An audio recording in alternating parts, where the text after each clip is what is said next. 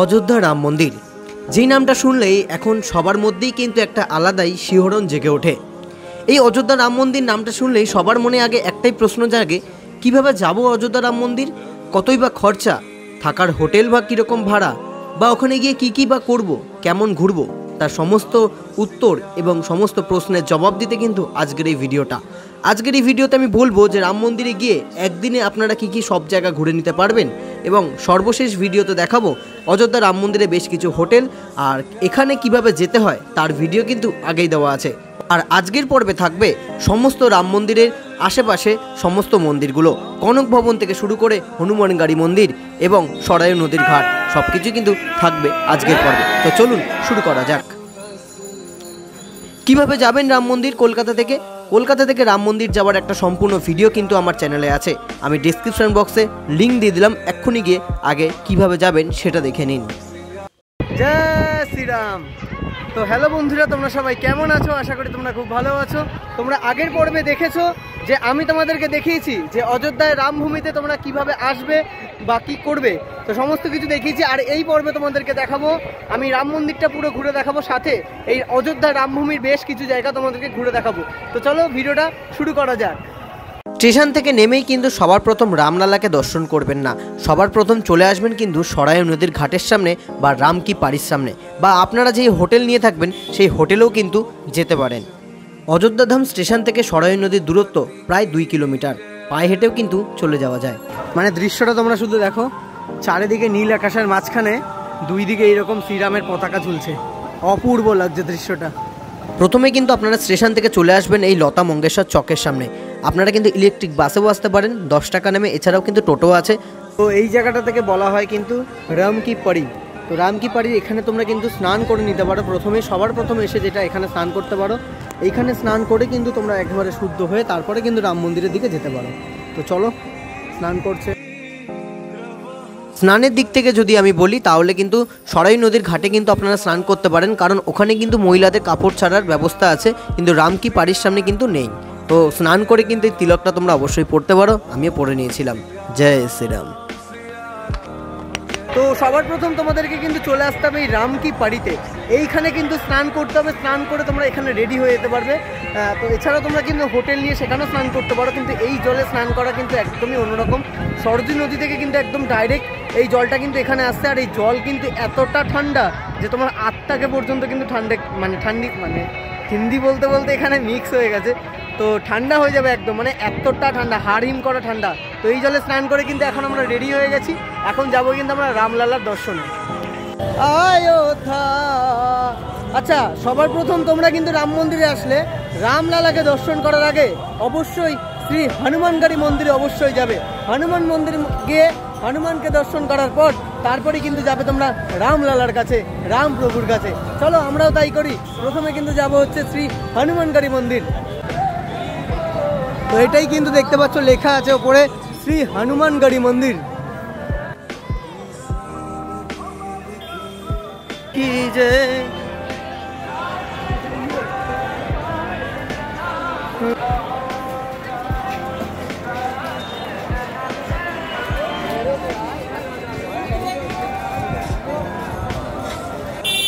হনুমানগাড়ি মন্দির যাওয়ার জন্য লাইনটা তোমরা শুধু দেখো, রাম মন্দিরের থেকেও বেশি লাইন পড়েছে কিন্তু হনুমানগাড়ি মন্দিরে ঢোকার জন্য। রামলালাকে দর্শন করার আগে অবশ্যই কিন্তু রামলালার সব থেকে প্রিয় ভক্ত কিন্তু হনুমান, শ্রী হনুমানকে কিন্তু অবশ্যই দর্শন করে তার থেকে কিন্তু পারমিশন নিয়ে এবং তাকে দর্শন করে তার থেকে আশীর্বাদ নিয়ে রামলালার কাছে দর্শন করতে যাই। হনুমানগাড়ি মন্দির जाने के लिए इतना बड़ा लाइन देना पड़ेगा, उसके बाद ही अंदर घुसना पड़ेगा।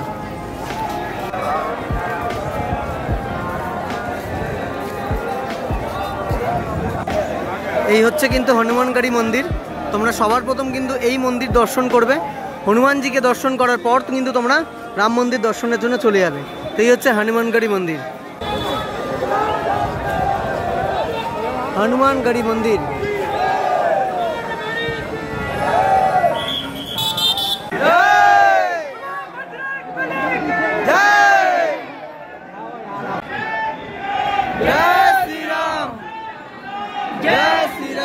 जय हनुमान।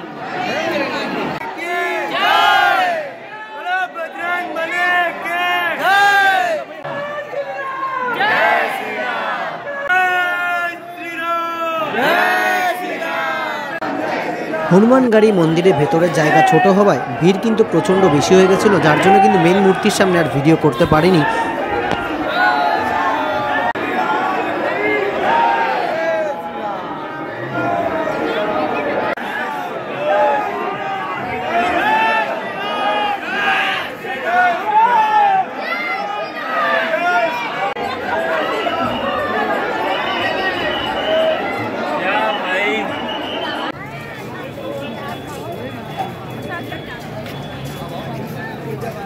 মাত্র হনুমানগাড়ি মন্দির থেকে আর কি দর্শন করে আসলাম, অনেকটাই সময় লাগলো। তার কারণ হচ্ছে অনেক ভিআইপি আর ছিল, আর আরতির সময় হয়ে গেছিলো, যার জন্য আমাদেরকে অনেকটা টাইম এখানে দাঁড়াতে হলো।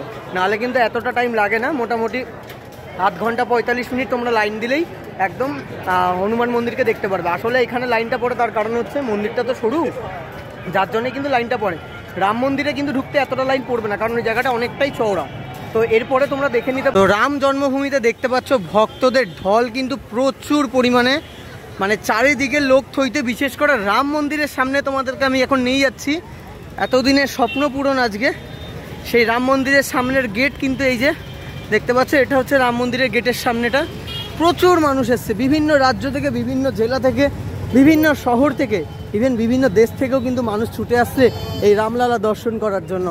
আর এই হচ্ছে কিন্তু দেখতে পাচ্ছ আমার ডান দিকে আছে কিন্তু সেই রাম মন্দিরের বিশ্ববিখ্যাত সেই গেট।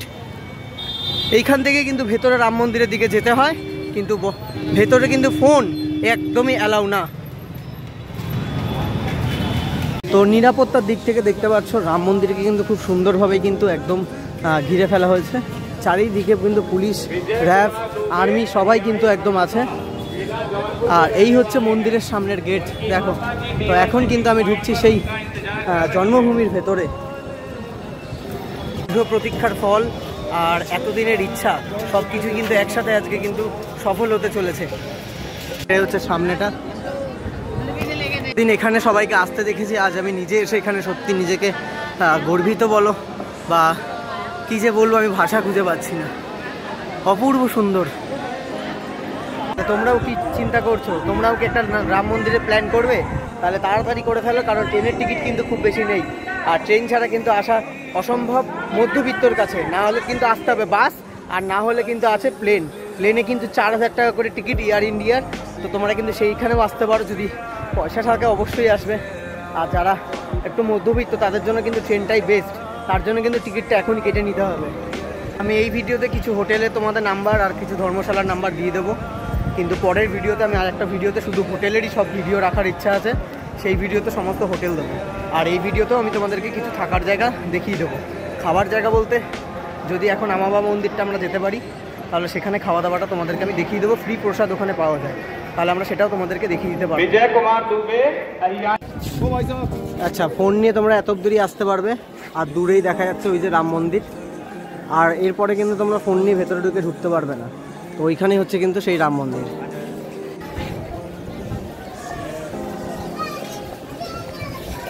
তো প্রথমেই কিন্তু ঢুকতে এই চেকপোস্টটা তোমরা পেয়ে যাবে, যেখানে তোমাদের ব্যাগ চেক করা হবে। এখানে কিন্তু কোনো আগ্নেয়াস্ত্র নিয়ে গেলে ধরা পড়ে যাবে, বা কোনো রকম নেশাদ্রব্য জাতীয় জিনিসও কিন্তু সবই ধরা পড়ে যাবে, সেগুলো বাইরে রেখে যেতে হবে।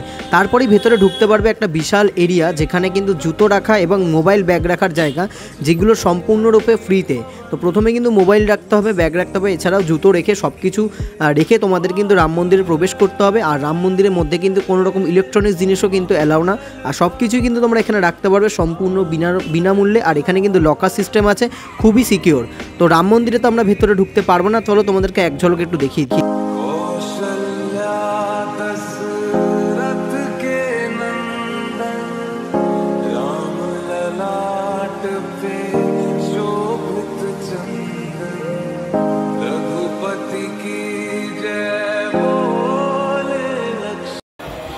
ওইদিকে হচ্ছে তোমার রাম মন্দিরের মেন গেট, ওইটা দিয়ে হচ্ছে তোমরা রাম মন্দির ঢুকে যাচ্ছ। আর তার ঠিক পাশ থেকে এসে এইদিকে হচ্ছে আমামা রাম মন্দিরটা আছে, ঠিক আছে। রাম মন্দিরের ঠিক পাশেই আছে কিন্তু আমামা মন্দির, যেখানে তোমরা ফ্রিতে একদম সুন্দরভাবে বসে প্রসাদ খেতে পারবে। একটা মাত্র শুধু তোমাদেরকে কুপন কেটে নিতে হবে, সেটা হচ্ছে আধার নম্বর দিয়ে কেটে নিতে হবে। একটার মধ্যেই তোমরা 10 জনেরটা ফিল আপ করে নিতে পারবে। তো সেইখানে যেহেতু মোটামুটি 12টার মধ্যে কুপন কেটে নিতে হয়, নাহলে কিন্তু পরে পাবে না। আমাদের যেহেতু দেরি হয়ে গেছিলো তাই আমরা কুপন পাইনি, আমরা ওখানেই একটা ভান্ডারা থেকে খাবার নিয়ে নিয়েছিলাম। এখানে কিন্তু ভাত কারি থেকে শুরু করে তারপরে যে পুরি সব কিছু কিন্তু দিয়েছিল। আর এদের খাবার কিন্তু টেস্ট একটু অন্যরকম। আমাদের রাম মন্দিরের ভেতরটা কতটা যে সুন্দর এটা হয়তো মুখে বলে কোনো দিন বলে বোঝানো যাবে না, এতটা সুন্দর। মানে ভেতরে গিয়ে মুগ্ধ হয়ে যাবে, জাস্ট মুগ্ধ হয়ে যাবে তোমরা। অসাধারণ এক কথায়। এই রকম অনেক ভান্ডারা কিন্তু তোমরা পেয়ে যাবে, যেখানে তোমরা ফ্রি প্রসাদ পেয়ে যাবে। এই ফ্রি প্রসাদ কিন্তু তোমরা খেতে পারো। এখানে গরিব বড়লোক বলে কিছু না, সবাই কিন্তু এখানে খায়। এছাড়াও কিন্তু তোমরা মানে রাম সরণিতে অনেক হোটেল আছে, যেখানে কিন্তু তোমরা খাবার খেয়ে নিতে পারবো 100 থেকে 130 টাকার মধ্যে। তো এই যে রাস্তাটা তোমরা হচ্ছে হনুমানগাড়ি মন্দিরটা দেখবে, হনুমানগাড়ি মন্দির দেখে এই রাস্তা ধরে সোজা হেঁটে আসলেই এই দিকে পরপর দুটো মন্দির পড়বে, একটা হচ্ছে দশরথ মহল আর একটা হচ্ছে কনক ভবন। দুটো কিন্তু তোমরা একেবারে হেঁটেই তোমরা এই পাশাপাশি দুটো দেখে নিতে পারবে। এই হচ্ছে দশরথ মহল, চলো এর ভেতরে দেখি। তো মন্দিরের গেট কিন্তু খোলা নেই, যার জন্য বাইরে দেখতে পাচ্ছ প্রচুর মানুষের ভিড়। মন্দির গেট খোলার জন্য অনেকেই অপেক্ষা করছে, কিন্তু মন্দিরের গেট যেহেতু খোলা নেই, যার জন্য কিন্তু এখানে প্রচুর ভিড় দেখতে পাচ্ছ।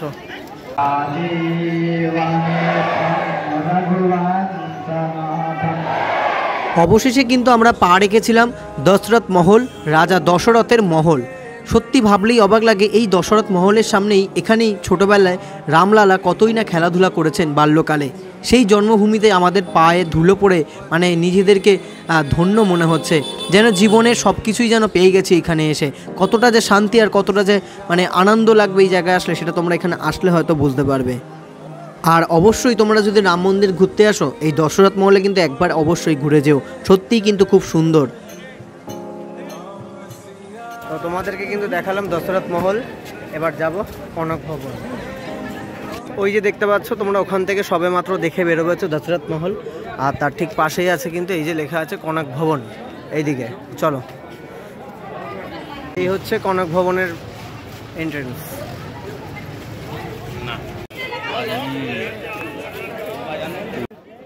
এই হচ্ছে কিন্তু কনক ভবন।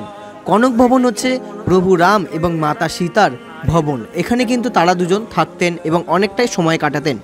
সদ্য বিবাহ হওয়ার পর নবদম্পতিকে মাতা কইকেয়ী এই ভবনটা উপহার হিসাবে দিয়েছিলেন। অপূর্ব সুন্দর কিন্তু এই ভবন। রাম মন্দির ঘুরতে আসলে বা অযোধ্যায় আসলে অবশ্যই কিন্তু এই ভবনে এসে একবার ঘুরে যাবেন। এর ভেতরে আসলে কিন্তু সত্যি মনটা যেমন শান্তি হবে, আর দেখলে মনে হবে যেন কোন জগতেই চলে এসেছেন।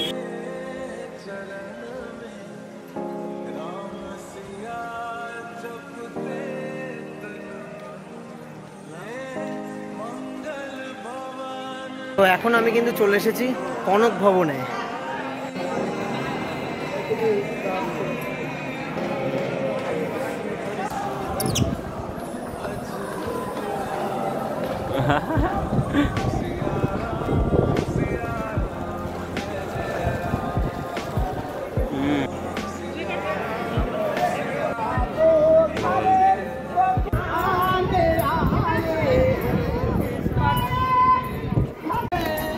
पखारो इनके चरणों को, पखारो इनके चरणों, पखारो इनके चरणों को, इनके चरण की गंगा।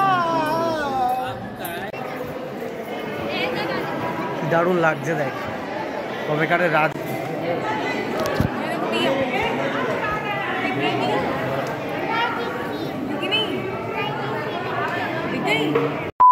তো এটা হচ্ছে মেন যে জায়গাটা, লতা মঙ্গেশকর চক বলা হয় জায়গাটাকে। আর এইদিকে হচ্ছে রামকি পাড়ি, ওই যে দেখে জায়গাটাতে। আর এই রাস্তাটা ধরে সোজা চলে গেলে হচ্ছে সরাইল নদীর সেই ঘাটটা। আর হচ্ছে এখানে নয়া ঘাটও বলে বা আরতি ঘাটও বলে থাকে।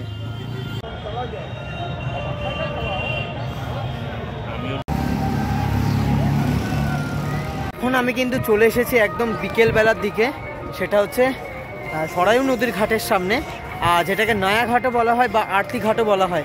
তোমাদেরকে ঘাটের দৃশ্যটা একবার শুধু দেখাচ্ছি, দেখো কতটা অপূর্ব লাগছে, দেখো অসাধারণ অসাধারণ লাগছে।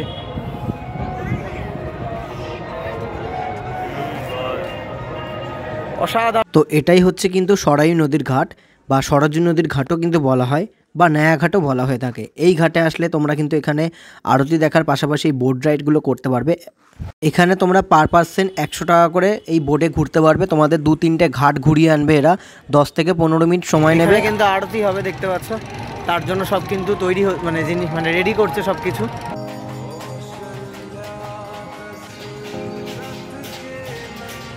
আমরা কিন্তু এখন বসেছি সরাইউ নদীর ঘাটে আরতি দেখার জন্য।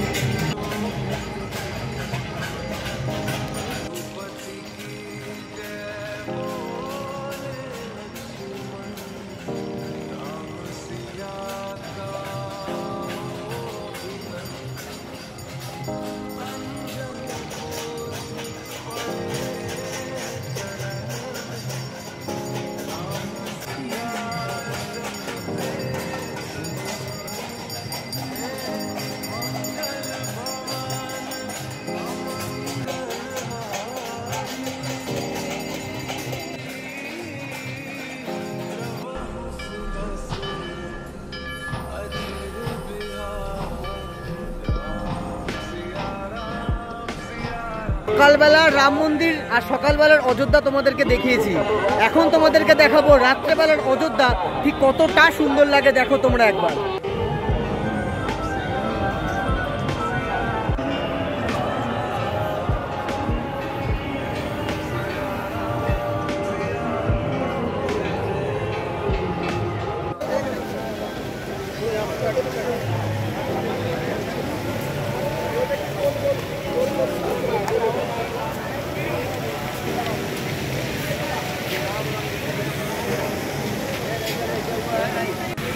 এই সেই রামকিপাড়ি যেখানে সকালবেলা আমরা স্নান করেছিলাম। দেখতে পাচ্ছ সকাল আর রাতের মধ্যে কিন্তু আকাশ পাতাল তফাৎ। ওইখানের কিন্তু লাইটগুলো চেঞ্জ হচ্ছে, অসাধারণ কিন্তু লাগছে। এক কথায় মানে মুগ্ধকর একটা পরিবেশ। দেখো শ্রীরাম রাম দর্শন।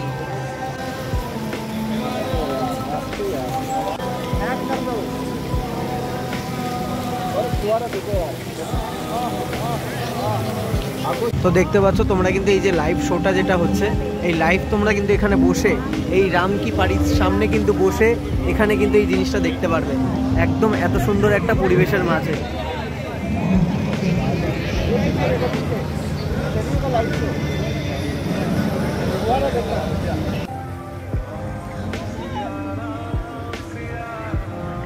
কত বড় প্রজেক্টটা দেখেছিস?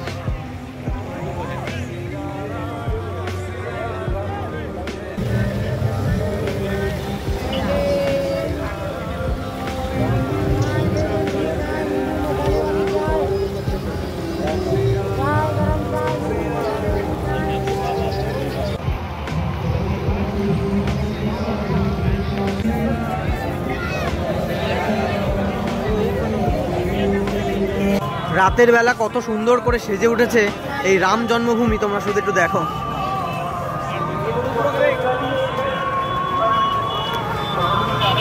রাত্রেবেলার রাম জন্মভূমির গেট দেখো, অসাধারণ লাগছে।